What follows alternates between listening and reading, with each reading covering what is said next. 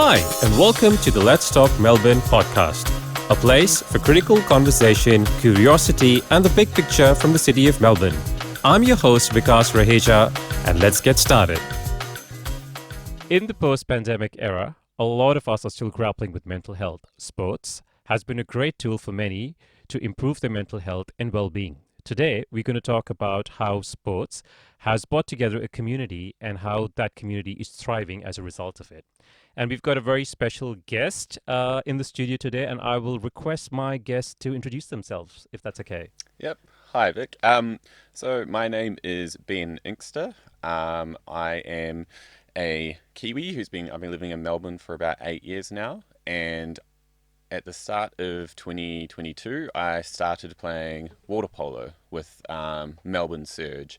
So it's Melbourne's only LGBTQIA plus inclusive friendly water polo sports club. So yeah, Awesome. excited to talk to you about it.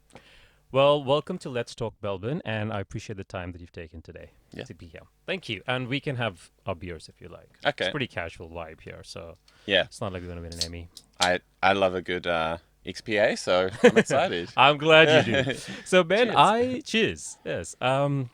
We met at an event which was a fundraiser Yes. for the Water Polo Club. And if I'm getting something wrong, please correct me. And one of the things that instantly struck me at that event was the sense of community and the fact that everyone really got into it. Yeah. There were drag performances. There was a movie trivia night, which I think our table should have won. But Yes. I need to make a complaint to the organizers. But that's a personal issue aside. And I was really taken aback with the vibe that day, and I thought everyone was really so chilled out about the whole thing, and they were genuinely interested and invested in supporting the community. Yep. And that's why when we got talking, and I wanted to get you on the show to talk about this, can you talk a bit about the origins of this whole water polo sport in Melbourne and how you got associated with it? Like, how did you get into it? And yeah, if you can start with that. Yeah, so I think I'm very new to the club, so I've only been part of it for the last nearly year and a half. But I think the origins of the club are back in, I think, maybe 2002, where some guys in Melbourne, they wanted to form a water polo club to participate. I think it was the Sydney Gay Games in 2002. And then from there, it kind of grew. It started as maybe like part of the Glamourheads sort of swimming club. It came under their maybe bucket or something, but then eventually has become its own club and has grown to, I think, it's probably just over 100 members or something. I could be wrong there. But it includes both sort of competitive players and also social players. Okay. And the way I got involved was I'd never played the sport, sorry. But as a kid, I did swimming, so I've always been a capable swimmer. Okay. Hadn't done it for swimming for quite a few years, but I saw there was a club. I used to play soccer for about 20 or so years of my life. Did you? Okay. Yeah, and I really enjoy team sports, but it's just too hard on the old knees and You're not that hips. old. 36. It's hard on the old knees. Mate, calm down. Okay, just calm down. And lower All right? back. Yeah. But then I really wanted to get back into team sport, so I found water polo, and I did the rookies program. So it's a 10-week program they do at the start of every calendar year, where they introduce people to the sport. So you learn right from the basics from the very start. And it's interesting because it's a sport where not many adults learn it or pick it up. It's mostly a sport that people learn when they're kids and they play through their school or university club, and then that feeds into a sort of a club that they continue to play for. Yep. Whereas our club is teaching adults how to play it and bringing new people into the sport, which I think it's very interesting. Yeah. And important. I think a lot of adults, as you rightly said, they may have played a certain sport in their life, but it's always with age and with time, we need new avenues to sort of explore what we can do in terms of being fit or being involved in any kind of sport. Yeah. Yeah. Can you talk to us a little bit about what was like some basic requirements to join the club in terms of fitness or whatever else that you may think can be of Yep. relevance. And I've noticed that the two things that I picked up was low body fat and everyone wearing speedos. Okay, Yeah. so I'm clearly out because I don't have low body fat and I don't own a speedo. So It's it's not just low body fat or anything like that. It's actually one thing I've learned, and from swimming and also water polo, it seems like there's not a particular body type for those that are the fastest at swimming or the strongest at swimming. yeah, Um, it's a lot more to do with, I think, technique, and I okay, don't know. So it is quite diverse in that respect. But the sort of what they say for the rookies program is, I think you need to be able to swim 200 meters comfortably. okay. So that is just, four lengths, Freestyle swimming. freestyle, Yeah, yeah. okay. Four lengths of a 50-meter pool. So if that's not something you're quite capable of yet, it's not too far. It's not too hard a sort of goal to aim for. If you were wanting to join the club but you Yep. didn't quite have the swimming capability, Yeah. if you're learning swimming or wanting to improve, getting to that 200-meter capability, Yeah. it's not too much of Too a much. Yeah. stretch. Yeah. Yeah. Okay. And is speedo a requirement? No. Okay. Thank God. No, you can. The reason, obviously, you would want to wear like tight Yeah. swimwear, Yeah. so it There's can't be reasons for it. Yes. grabbed. Yeah. Yeah. Yeah, but obviously we have women in the club as Yeah. well, so they're wearing their long togs. Obviously, they're not wearing speedos. Good to know. Um, the other thing which I wanted to talk to you about, Ben, was in terms of the impact this particular sport has had on the community. Like I saw all these people there, and there was this camaraderie, there was genuine affection. Everyone who was playing particularly or who was involved in the club Yep. directly or indirectly, there was genuine affection and reverence around the table, around the room, so to speak. Can you talk a bit about this sport particularly means to the community, Yep. and how do you think the community has benefited as a collective by involved in the sport, and what the community has done for the sport as well? So it's like a twofold question: Yeah. how the community has uplifted the sport, which is water polo, and how that's become very popular in Melbourne, if I'm right in saying that, and Yep. also how the community has benefited by incorporating a sport like this, whether it's in their for mental health, well-being, or in general being a part of a club that gives them a safe space. I mean, safe space. I'm very careful of using that, but I'm guessing this is it looked like, at least to me as an outsider, it offered a safe space to the people who were involved in it. Yeah. Or did I overread the whole No, system? No. no, Okay. it definitely does offer a safe space, and I think in terms of the community, because we're um, an inclusive sports club, and it's important for us to know our community, and create that safe space. So, a lot of people in our community have had some sort of maybe discrimination or prejudice or even being ostracized from their own family or friends, they grew up with or that sort of thing. So it's important for us to have a place where they can come and try something new. Yep. A lot of people in the community might have been afraid to try team sports Yep. growing up, and so we want to create that place for them. They can come and give it a Yep. go and Yep. become part of the community. And so it's really important for us to, as a club, to understand that community, not to bring people in, but just also how we can also then further support the community in other ways.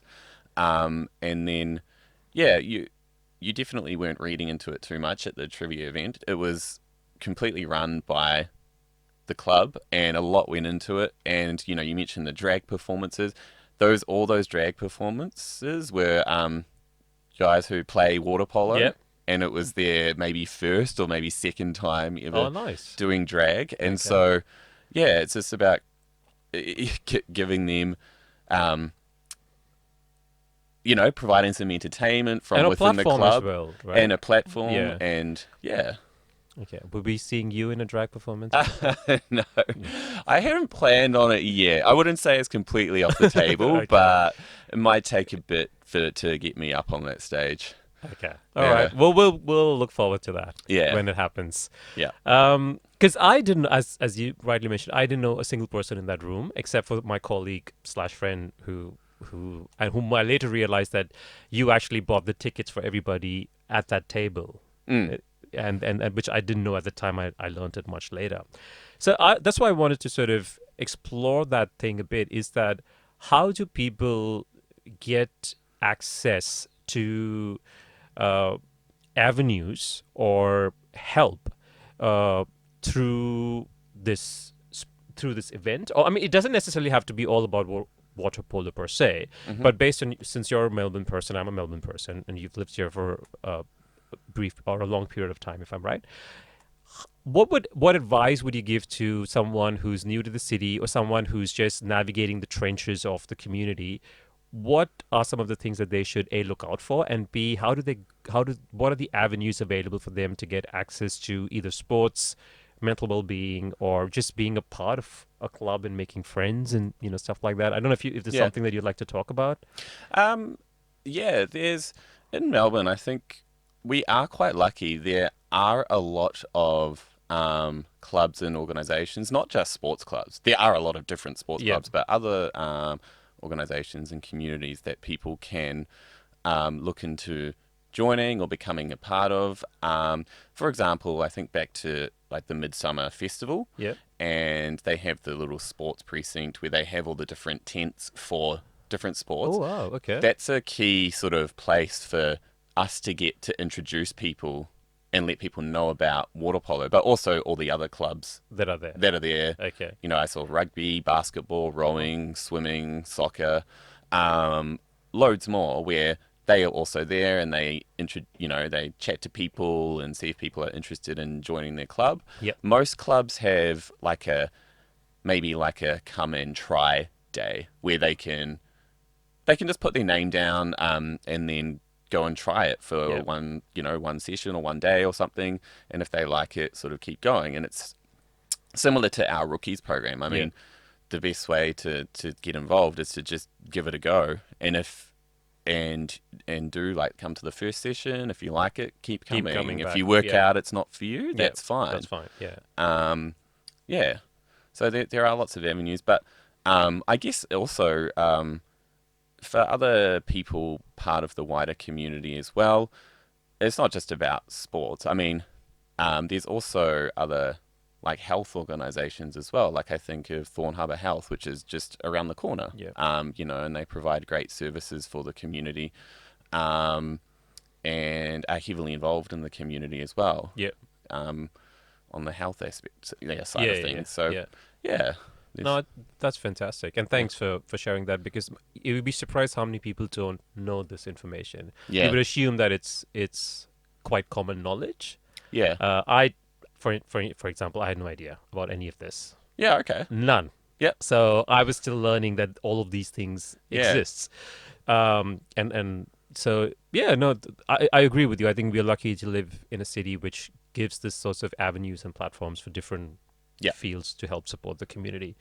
The other thing which I wanted to sort of talk to you about is that if you're comfortable talking about how water polo has helped you personally in terms yeah. of your personality, your fitness, your outlook for life, socially, personally, or anything that you'd like to share that can help others to perhaps consider picking up a sport, any sport. Yeah.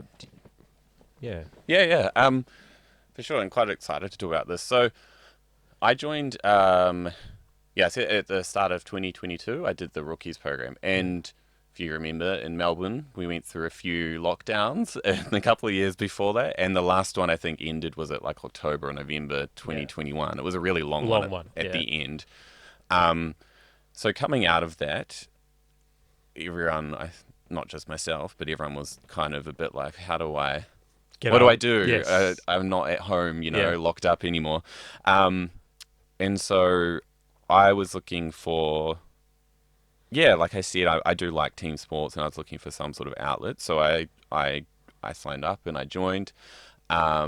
went through the rookies program, and it helped me immensely, not just like mentally, but physically. In term like mentally, just having a distraction and having Yep. something fun Yep. and a commitment that wasn't work, or that was really fun. Something you enjoyed Yeah, genuinely. Yeah. the challenge as Yeah. well. It's a challenge both physically and mentally as Yeah. well, because it is quite a tough sport. Yeah. In terms of like cardio Yeah. fitness, because you're swimming and sprint swimming Yes. back and forth in the pool. Yeah. Um, so that challenge was really good as well. I really enjoyed that, and it was just fun, Okay. and socially, it just expanded my social circle a lot, Yeah. which is really good for mental health. Not only in Melbourne, like I've made so many great friends here in Melbourne, but also interstate, Yeah. because we do sort of these little tournaments with the other states. Yeah. So one example, we went to Perth, and there were teams from Melbourne, Sydney, and Brisbane. Yep. They all went to Perth, and we had like a day we were all playing in this Playing. Yeah. tournament. We got to meet people from their clubs, so we Yeah. call them our sister clubs. Okay. And then in Sydney, like about a month ago for World Pride, Yeah. they organised.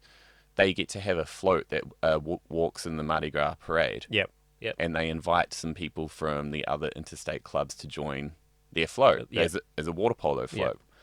So I did that, and then we had a tournament in Sydney as well. And so I made lots of friends interstate Yeah. through the sport too. Yeah.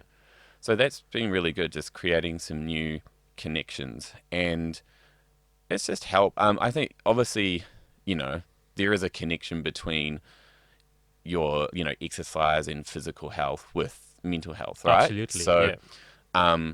just being part of the sport and being active and having that commitment, it's really good for mental health as well. Absolutely. Yeah. And especially coming out of the pandemic and the lockdown, I think this was a very, I mean, I'm sure it was for you, but also for many others as well. Any kind of sport or any kind of physical activity, it really regenerated their confidence in themselves and the way they adapted with the world around them. Because, yeah, I remember, because I used to do boxing. I've done boxing for many, many years, and MMA as well. I wouldn't claim that I'm very good at it, but I won't die. Like, I'll survive that, and I'll do a decent job. Yeah. But I didn't do it because of it. I did it because it really helped my mental health, in the sense that I got a sense of belonging in that fight room or in that club where Absolute MMA that I go to, and a sense of security, a safe space. Yep. And it was just a mental thing. It may Yeah. not necessarily have been in the actual thing, but for me, it was like a mental thing that I'm happy here, I'm safe here, Yep. and this is a sport that I enjoy. So it's thank you for sharing that, because I think a lot of people still probably put off doing sports just because out of the fear of not being good at it, Yes. and not being able to be a part of a team or let the team down. There's so many considerations that play. If you're an athlete naturally, and if you've played sports through your life, it's a lot easier. But someone who has not played Mm. and who wants to get into it, it's not that easy. Yeah. Would you agree? Oh, yeah. Like, even me, as someone who had played team sports growing up, Yeah. when I went to the first session at water polo, I turned up, and I was nervous and anxious. I was like, oh my gosh, what if I'm not good? What if I look like an idiot? Yeah. And then I just sort of thought, well, there's all these people here who are also signing up to do the same thing and learn the sport from the basics. Yeah.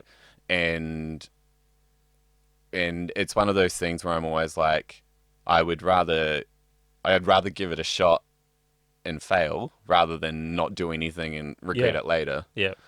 So that's kind of something I use to maybe help me make a decision and That's to push forward. Yeah, that's a good something. point. Is to Yeah, actually, that's a very profound thing that you've said, is that try it and don't worry about failing. And if it works, it does. If it doesn't, Yeah. it doesn't. Yeah. Am I correct in Yeah, that yeah. submission? And if it doesn't work and you do fail, like you've given it a shot, and yeah. you pushed through your initial apprehension to do the thing in the first place. Yeah.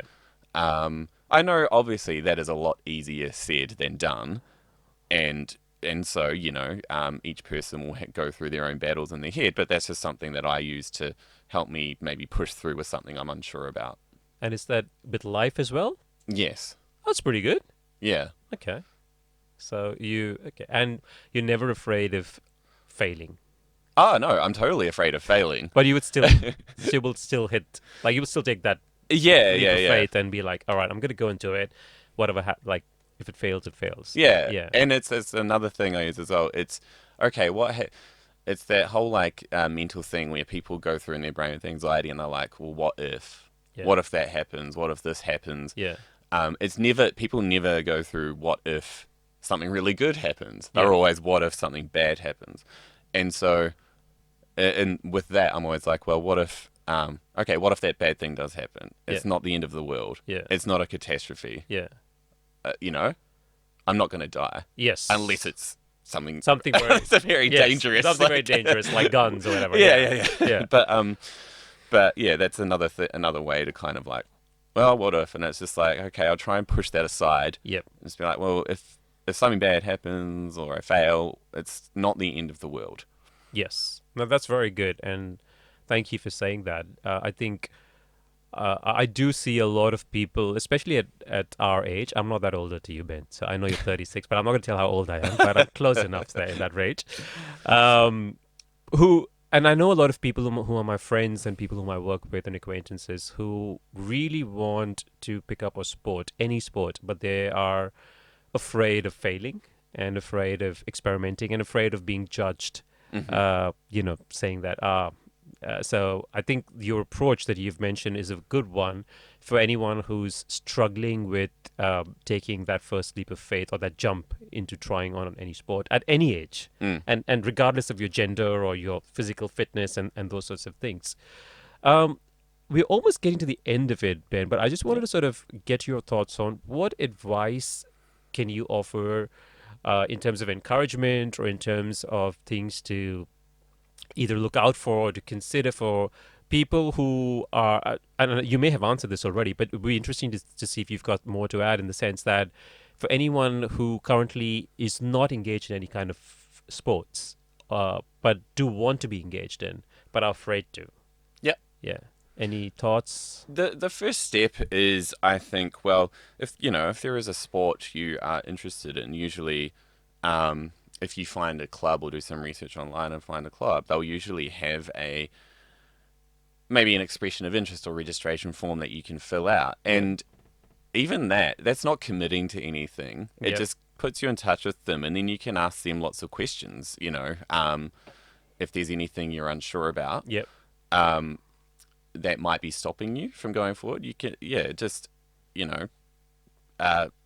contact them and find out more information, anything that you might need to help you push through and Yep. give it a shot. But I know ultimately you can get you can get as much information as you like. You still got to take that step Leap of forward, faith, that yep. leap of faith. And so, Yep. like I said, just you just got at some point you've just got to be like, okay, I'm just gonna give this a shot, and yeah.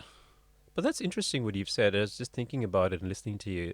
I think what you're suggesting also is, and correct me if I'm wrong here, is if you're Googling something online, if you're filling up a registration form, and if you're not, and if you're still thinking, it's no commitment, but you're also disarming yourself. And you're breaking down the barrier, the first initial barrier of doing something. Yes. So as an example, your first step could be filling up a registration form, and you may forget about it and not worry about it, but then it could come back to you at some point, or they could come reach out to you, and then you may... So you take one baby step at a time, Yeah. and then eventually find whatever it is that is your jam, so to speak, in terms of what you'd like to do. Yeah. And so, like in the example for water polo for Melbourne Surge, I know that you can go on the website, so you can go melbournesurge.org/rookies. Yep. And on that page, it tells you a bit about the rookies program, how it works. There's some FAQs. Yep. What people sort of, what skills you need to have, and that's just the 200-meter swimming thing that I mentioned before, what you might need to bring. But you also just put in your details, and then someone will reach out to you and yeah, you can just ask them questions about it. Yeah. I know our rookies program for 2023 has already just started, but don't let that stop you either. Like, fill it out, and they'll say like, "Hey, maybe we've got some spots opening up if people drop out, or we'll get you on the list for the next one." Yeah. Yeah. Yeah. No, that's actually very good, and I think the takeaway is that just try it.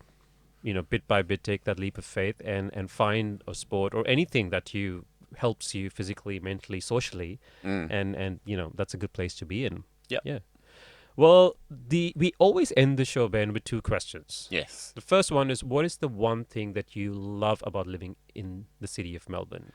This is going to be, I think, a very cliche Melburnian answer, but I do... Surprise us. I do really love the kind of foodie cafe bar culture, Okay. and I love all the in the inner suburbs or even outer suburbs, some outer suburbs as well. They've all got their own kind of vibe going, and you can go out in any of them, find great places to go eat or have a drink or coffee or. Yeah. Do you have any favorite bars that is your go-to bar or restaurant or cafe? I do really like, so just near where I live, there's a pub called Bodrigi where they brew their own beer. Okay. And it's really good, and it's got a cool sort of atmosphere in there as well. And there's across the road for coffee, there's Dr. Morse as well. Yes, I've been to that one. Yep. That's a really cool, and it's right next to a train station as well, Victoria Park train station, so it's easy to get to. Give away your address, that's fine. Yeah. It's totally safe. So yeah, that's my answer for that one. To be honest, that would be my answer as well. Yeah. And what is your anthem song? So this one it's a tricky one for me because I don't really have an anthem that I listen to sort of get me amped up for anything. I do have a lot of songs that I love listening to over and over again. So I'm just going to give you one that I still listen to a lot, and it was my most played song on Spotify last year. Okay. It's a song called Pizza Boy by a... Touch Sensitive? Sorry? Touch Sensitive? Is that the band? No. The band, it's a English, the kind of electro rock band called Everything Everything. Okay, sorry. And it's a song that it just makes me happy. It makes me bob my head up and down whenever I listen to it. It's quite fun. Like, the lyrics seem a bit nonsensical to me, but yeah, it's just a fun song. It makes me happy when I listen to it. And the singer's voice, he's got this incredible sort of range and a really cool voice. So I like that too. Awesome. See, I learned 2 new things today at the new brewery that you mentioned, which I have not been to. Yeah. And this song called Pizza Guy, which I will Pizza Boy from Everything on Spotify. I'll go and have a listen to it. See, this is the thing I love about Melbourne. You meet someone and you learn something new. Yeah, it's great. Yeah. So, well, we're almost at the end of it, Ben. End of the show. So thank you so much for being here today and sharing your experiences. I think I thought it was very intriguing and interesting, but I understood and appreciated how much